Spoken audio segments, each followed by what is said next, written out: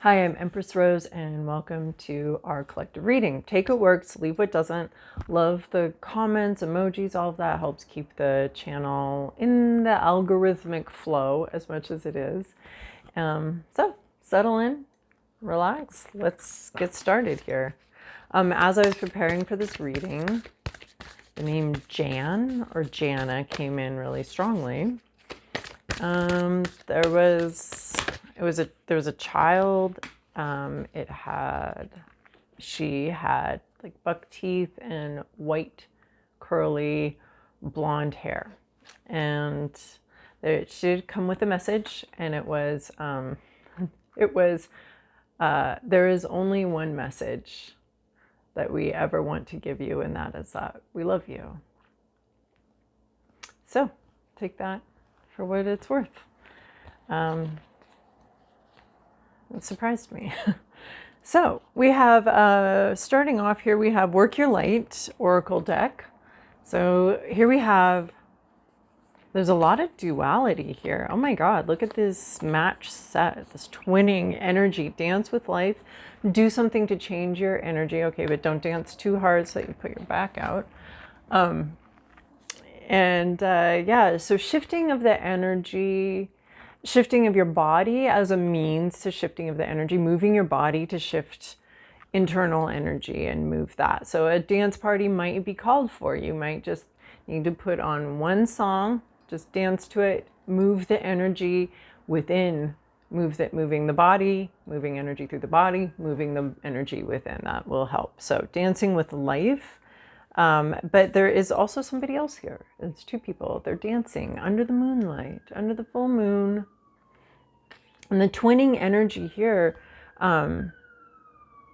equinox is just here. So just that equal balanced energy between light and dark. Here it's almost like there's the archway back here. So we have this pictured here. This has a star, not a moon.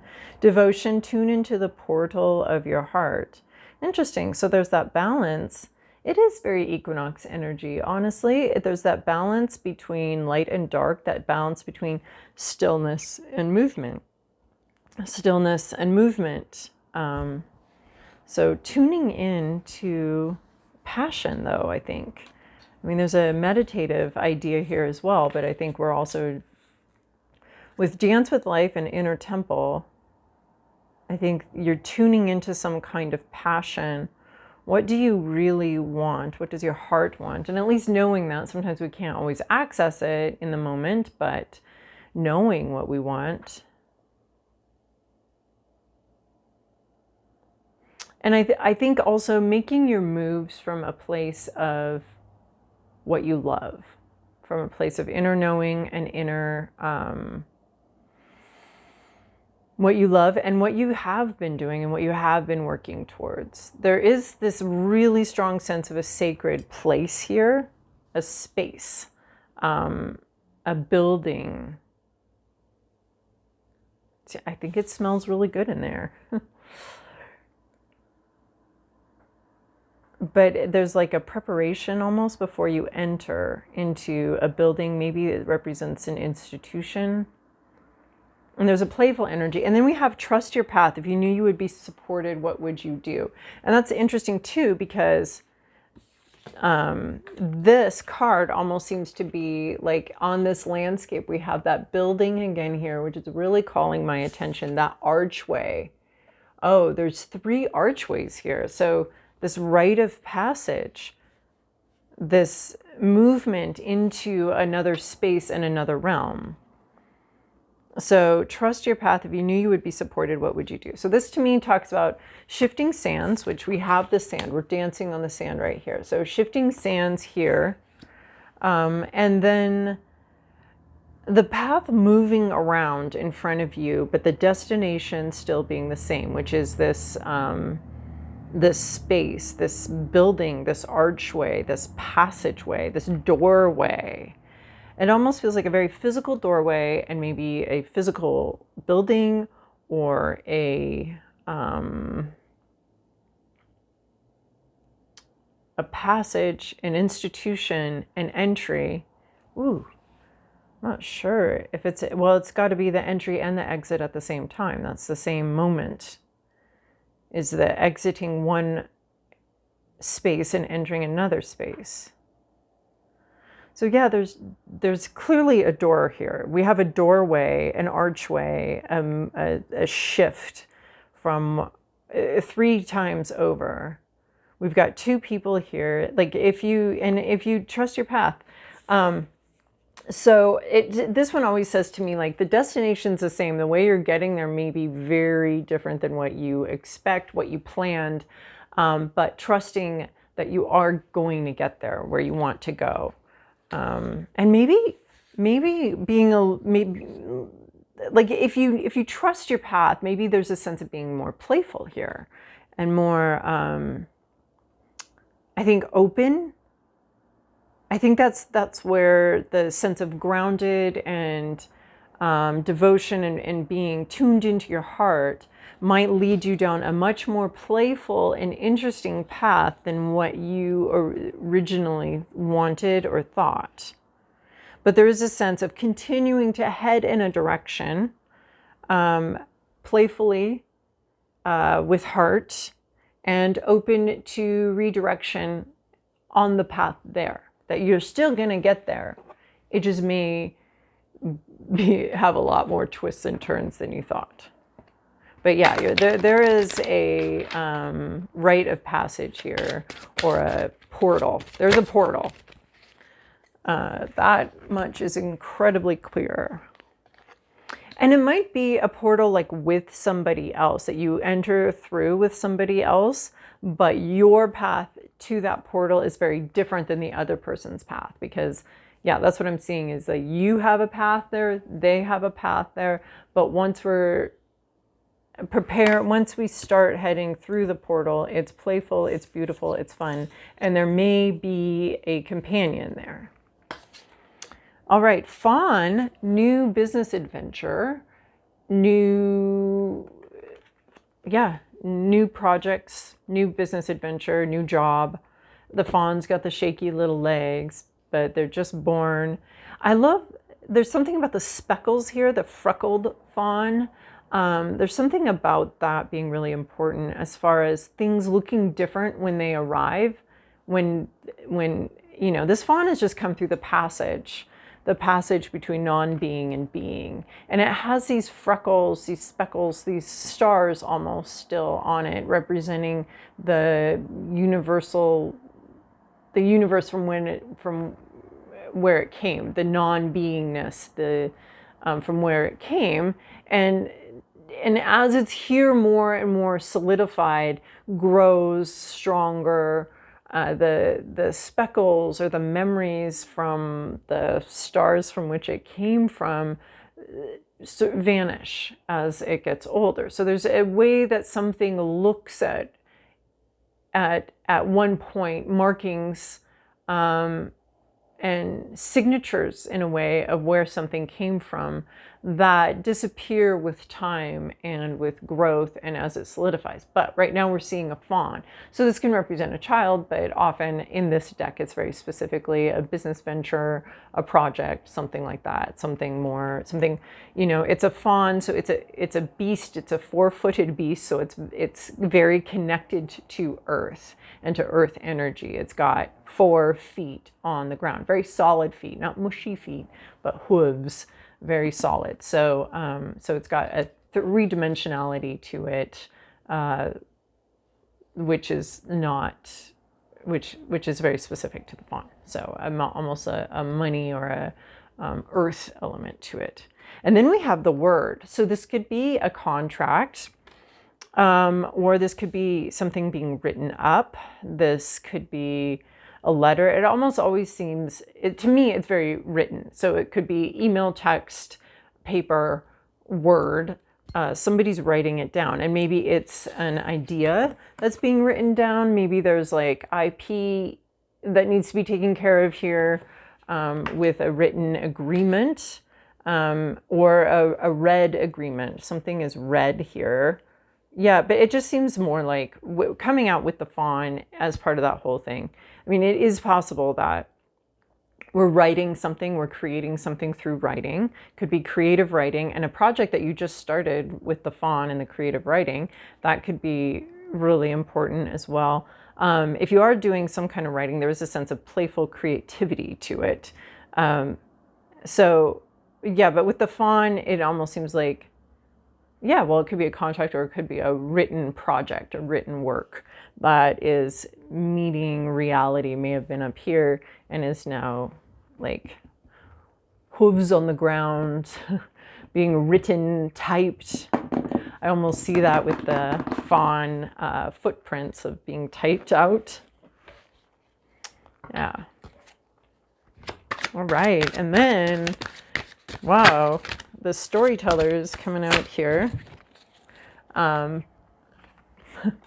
The storytellers, but I feel like this story, maybe this is a story that's being written and told. I don't know. Okay. So this was the top one. Caching, stored, storage. Maybe an idea that's been backburnered. But there also seems to be a safety issue. And so that's reminding me of the IP issue with the word and the fawn. But there's a storing of something, putting some things. I feel like because this came out first, that time is important here. So something's been saved.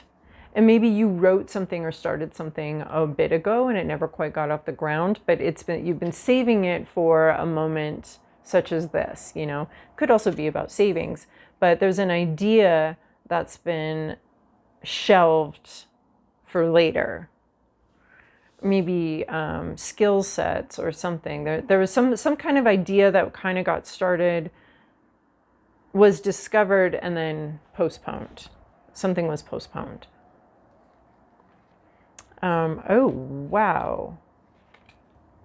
So these all came bursting out together: ghosts, rebirth, and resistance.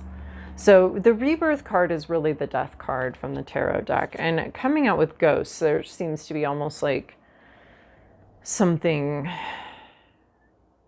This could be a will somebody wrote that hasn't been accessed. I mean, that seems so drama storyline, but with the word, it could be something that was written a long time ago, written down, and is just now finding its place in the world.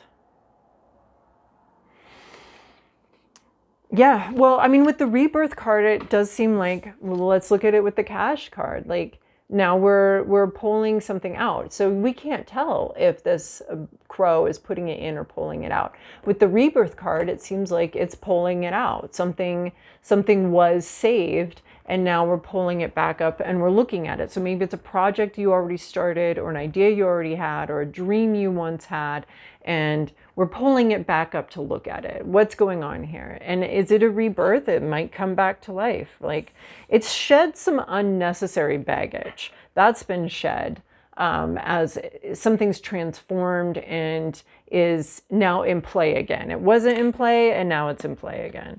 So it's like an idea that was shed, an idea that was stowed away for another time. It's changed. The requirements around that idea have changed. There's been some sort of transformation. It's being resurrected. This idea is being resurrected. And with the ghosts here,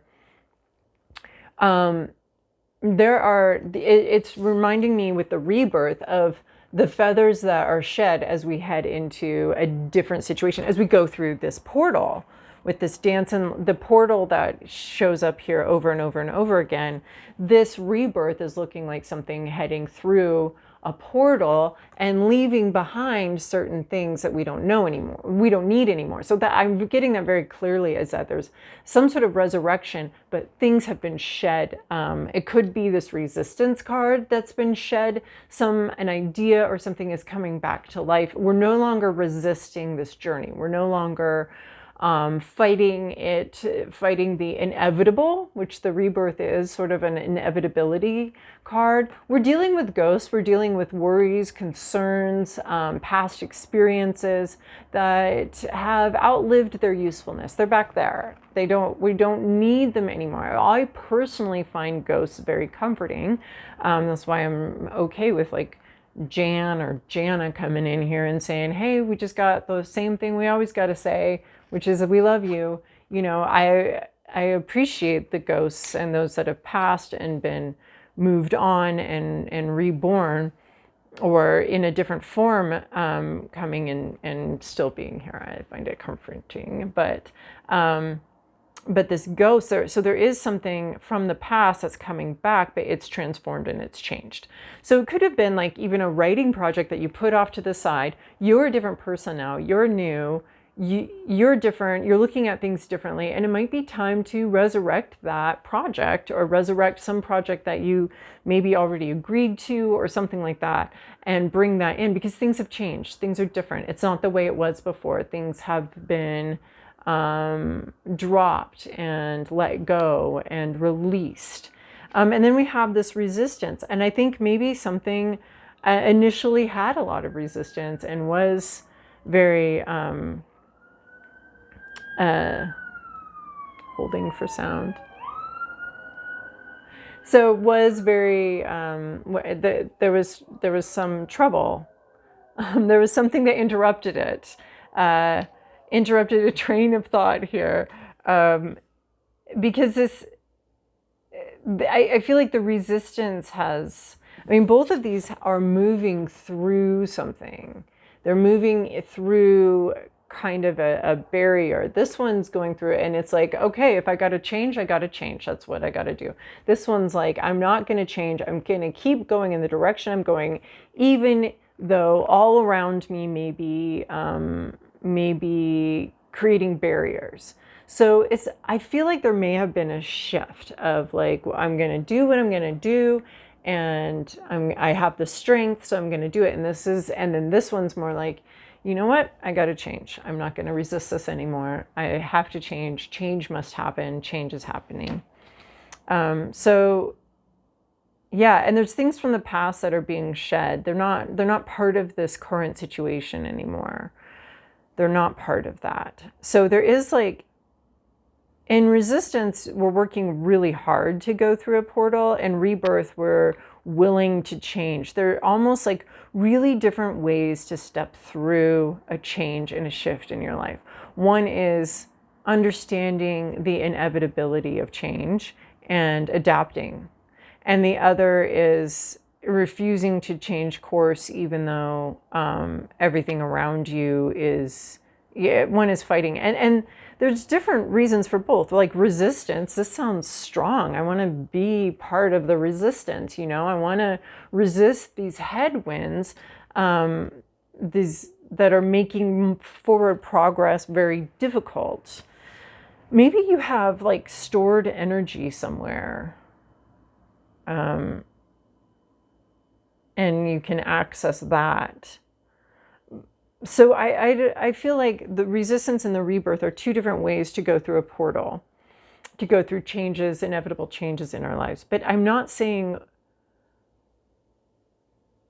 one is like, it happens to you, and the other, you push through. You push through a rebirth.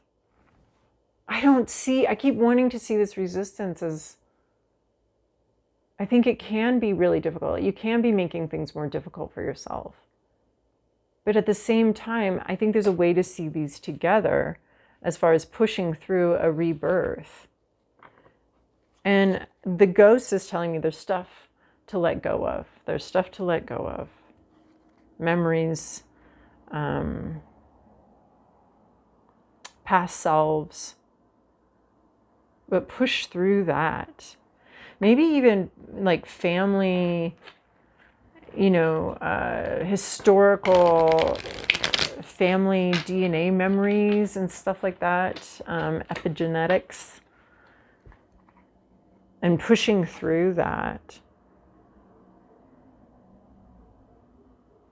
Okay, we're moving on to Tiger Breathing Bear, although those oracle cards were really, really talking today. So, Tiger Breathing Bear, 9 of Earth, ready to move on. I think every time I use this deck, I've got 9 of Earth underlying. We've done our work. We've finished up this phase. We're ready to move on. We're ready to go. The rule when I was growing up was you woke up Saturday morning, you had a list of chores. You had to do those chores before you got to do any fun Saturday stuff. So, which I did not implement in my family. I was like, yeah, I don't want to police chores first thing on a Saturday morning. My gosh. So do whatever you want. We'll get the chores in the afternoon when I'm ready to help. But this is more like you did your work. Now you're ready to go out and play. Like you did your part.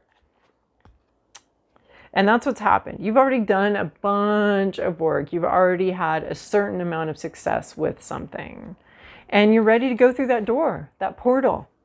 You're ready to go through the portal to the next level, to the next phase, to the next like video game level, you know.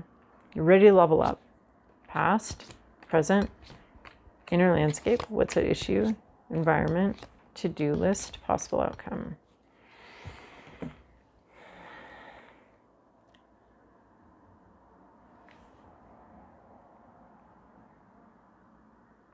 Messenger of arrows in the recent past. So this is somebody had something to say.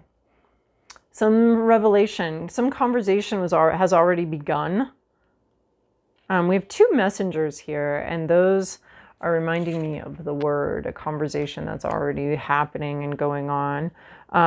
So messenger of arrows, truth, teaching. He's got a T-Rex back here. He's a professor. Is he smoking? No, he's got chalk. It's a chalk, not a cigarette. Yeah, we've got a professor here telling you some stuff. They know some stuff, they're telling some stuff. Messages coming in, and with the word, it may have been written messages. You've already been in communication with someone about your readiness to level up, to step through this portal. Remember to dance, though, through the portal. Dance through the portal. We're not trudging through the portal. We're not whatever, right? So there's already been some sort of message and some sort of information laid down here. Current situation is messenger of earth. Nothing's really moving right now, but preparations. Things are being prepared, right? So it's spring. We're hitting the soil. We're hitting that ground. We're preparing the soil for planting. So messenger of earth, that would be the Knight of Pentacles. So it's planning that night. So all of this messenger of arrows, communication, and then no movement forward, but planning, preparing, getting things ready. It's spring. It's time to prepare for things. It's early spring. It's not late spring. April showers bring May flowers. So we're in sort of the April showers phase, not the May flowers phase. So, yeah, so there's preparation. It's quiet. It's unassuming. It's maybe even going unseen. It's very slow moving energy, which is really interesting next to the messenger of arrows, where we have this like fast, quick-witted movement, sudden movement, and then we have this messenger of earth, which is slow. So it's that, it's the same as I want to say quick, slow, quick, slow. It's the same as, where was I getting that? Oh, the meditation and the dancing. Dance. We had some sort of dance here. We've made some moves, and now we're having some slow and internalizing, internal work going on here. So, hopes, fears, inner landscape, 4 flowers. Yeah, there's, I think, a strong fear. It's always going to be the same thing all over again. It's going to end in disappointment. The 4 flowers, you've drank from this cup. You've picked these flowers before. And you're worried that the current situation isn't going to live up to your hopes, your dreams, what you're seeing, right? We have the gardener here with the messenger of earth. And then we've got you sort of imagining what you'd like to see happening, but the reality feels really different. So this almost feels like discouragement dash dreams, right? It's like this is your 4th year building a garden. It's your 4th year and making a garden space. You've got your little pea patch, your little community garden space, your little box. And every year you plant something, you grow something, you develop something, and you've got the worst looking box in the yard, in the whole pea patch. Like, what is going on? Like, you have these plans, you prepare the soil, you're following instructions, you're doing what you're supposed to be doing. So I think there's a fear that yet again, your little plot isn't going to grow anything. Here's you keep wanting to grow these big, gorgeous sunflowers. You want to attract wealth. You want to attract you want to attract wealth with these. And this is what you keep envisioning, is you want to plant some big ass sunflowers in your pea patch. But the thing is, and the sunflowers to me would represent the sun card and the happiest card in the deck. You keep you keep sowing seeds of happiness and abundance, right? You've done your work right here. But so far, it's been pretty disappointing. So I think that's what you're worried about, is another disappointment. Sowing more seeds, more sunflower seeds, more seeds of happiness and abundance, and yet ending up with what's essentially like a dead rose, like just dead in the water. It's like you're struggling to have hope that,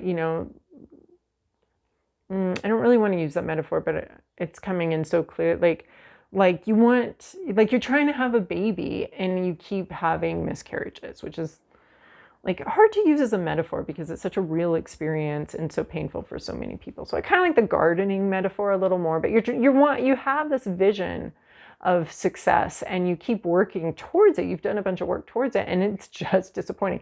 This is your fear. What's the issue here is the Wheel of Fortune is not turning. It's not, you keep losing.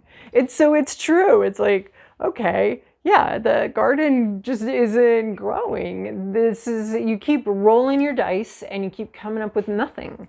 You keep placing bets and the luck just isn't, you've had a string of bad luck is what it looks like.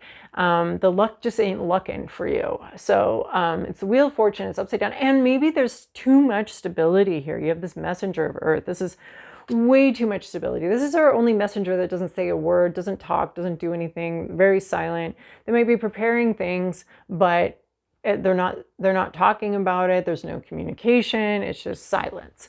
So, so there's been some bad luck here, bad fortunes have been going on. So yeah, these two next to each other, yeah, things have been disappointing.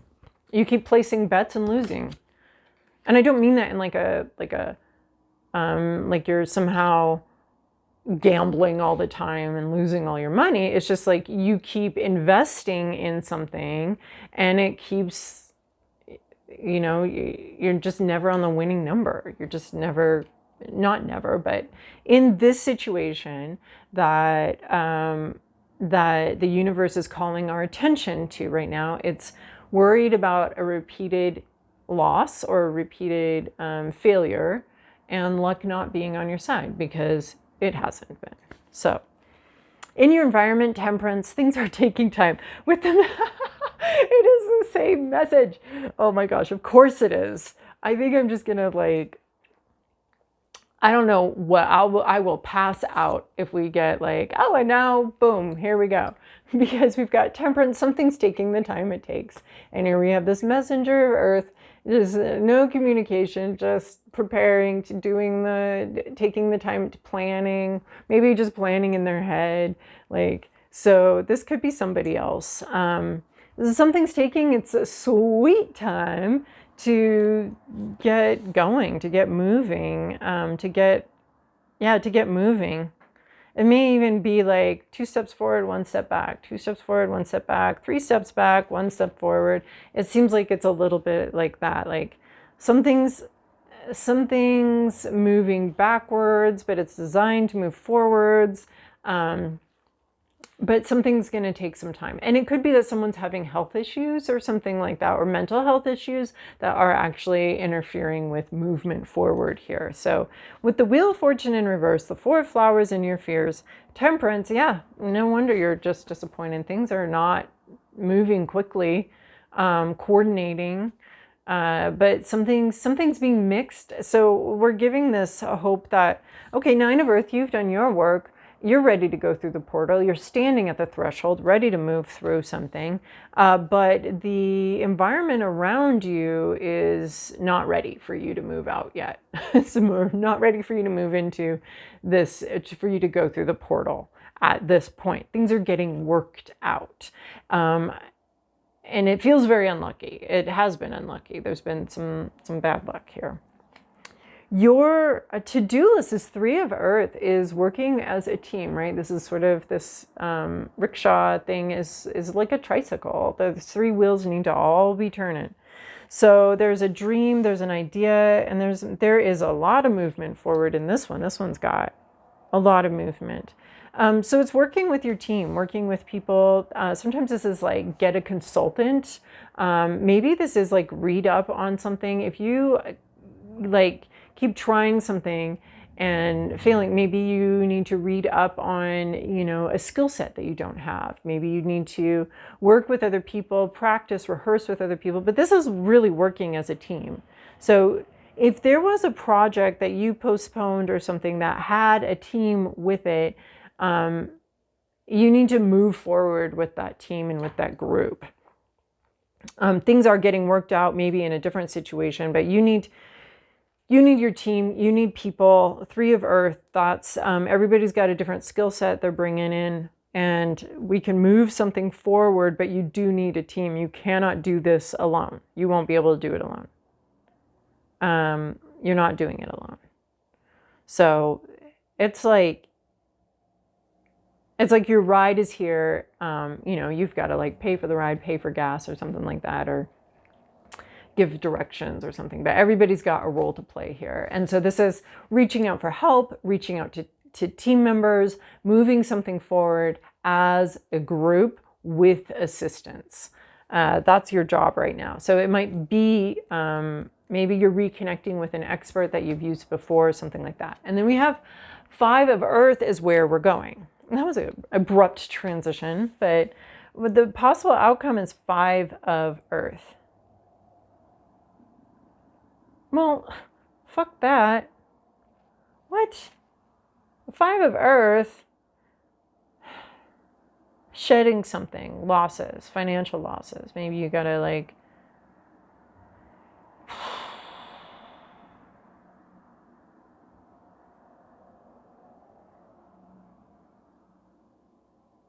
well, that was hella deflating. But I'm gonna show you some visual images that are really similar here. We have these feathers coming down to earth. We have this feather in this ghost card. So this bird doesn't need this feather anymore. The feather made it very clear. It reminds me of this time I had a ring, and it had this big rod of a crystal. It was black tourmaline, and I was getting some mead at a meadery booth at a farmer's market, and it was like Hierophant. Hierophant was the name of either the mead or the business, which is interesting because that's tarot. And as I was buying it, this inch-long rod crystal just shot straight out of my ring onto the Hierophant table, and it was very, very strange. I was like, that seems significant. I put it back in. A few days later, I went swimming, came out, and the stone had been reclaimed. I felt very clearly that I didn't need that stone anymore, that crystal, whatever it was bringing to me. It was like such a powerful experience. It was one of my most powerful experiences with that kind of thing.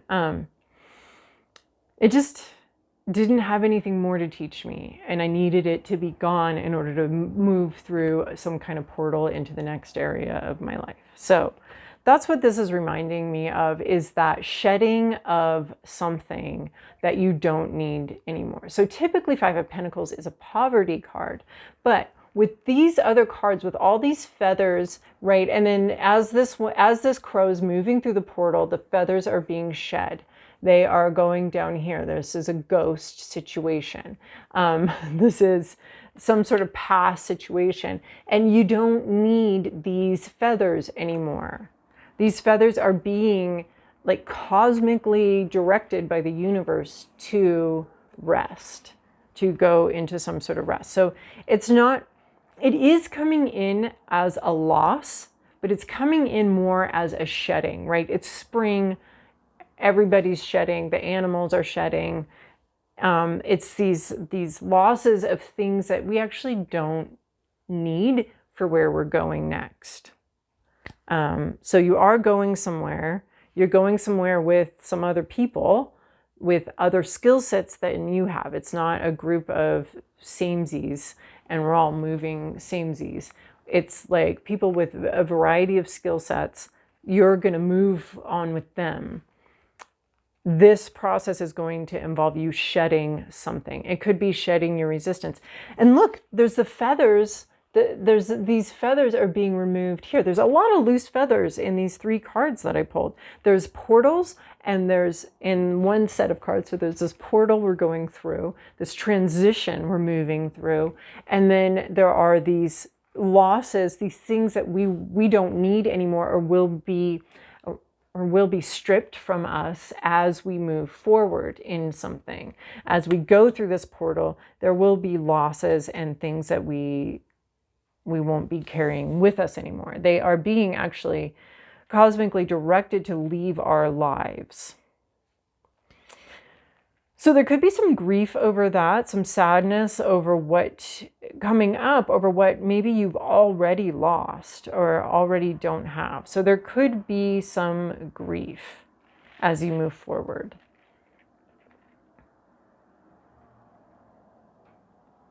This could also be like partnering up with people, because there could be a time of, poverty. Like if you go in between jobs or something, you may need to have like some savings for those weeks in between where you don't end up having a paycheck, or if the paychecks are all different, or if there's like a time period where you may need to.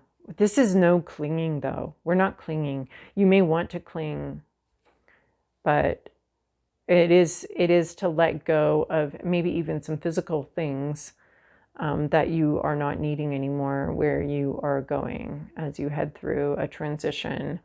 There may be things that you're letting go of. Yeah, so I'm not necessarily seeing poverty. I'm seeing things being unnecessary, things being removed, and there might be a period of discomfort with that. I love that message. Coming up, some discomfort. Perfect. Okay, we'll get through it. We'll get through it together. We'll get through it together. We'll get in our little rickshaw and get through it together. Okay, and then let's see. Well, maybe I'll go. Well, there we go. We just had that right off the bat here. 3. Holy moly. You guys, week 3 of set healthy boundaries.